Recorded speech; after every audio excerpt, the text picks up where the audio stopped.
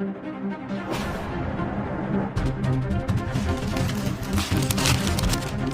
ये क्या हरकत है रामू? मैंने तुमसे कितनी बार बोला है कि मेरे साथ मजाक मत किया करो। भले से मैं तुम्हारी गर्लफ्रेंड बन गई पर इसका मतलब ये नहीं है कि मैं तुम्हारी बीवी हूँ। तुम जो मनाएगा वो मेरे साथ करोगे। हमेशा ना तुम्हें मस्ती सूझती रहती है।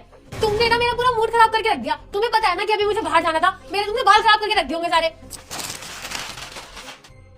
अरे क्या यार, तुम्हें पता है ना अभी मुझे बाहर जाना है। सारा मूड खराब कर दिया तुमने। बाल देखो मेरे कैसे खराब कर दिया तुमने। तुम जो कहते हो मैं तुम्हारी सारी बात मानती हूँ। जब कहते हो तब करते हो वो चीज जो तुम चाहते हो, फिर भी तुम ऐसी हरकतें करते हो।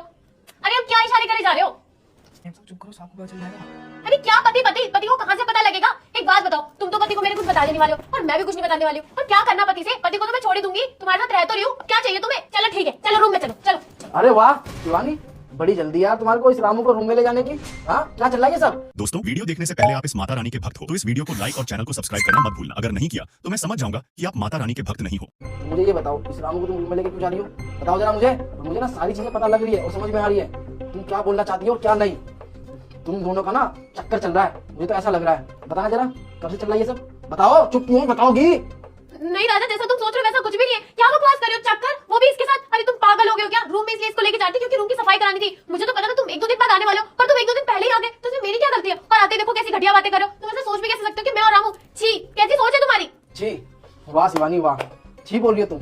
मुझे शर्म आ रही है तुम्हारे को अपनी बीवी कहते हुए। तुम्हें पता है तुम्हारे लिए मैंने सब कुछ किया, उसके बावजूद भी तुम इतनी घटिया हरकत कर रही हो। शिवानी ऐसा तुम कर कैसे सकती हो? तुम्हें फौजी की बीवी हो, अगर समाज में किसी को पता लग गया फौजी की बीवी इतनी घटिया हरकत कर रही है तो क्या इज्जत रह जाएगी मेरी, क्या इज्जत रह जाएगी परिवार वालों की, और वो भी इस रामू के साथ।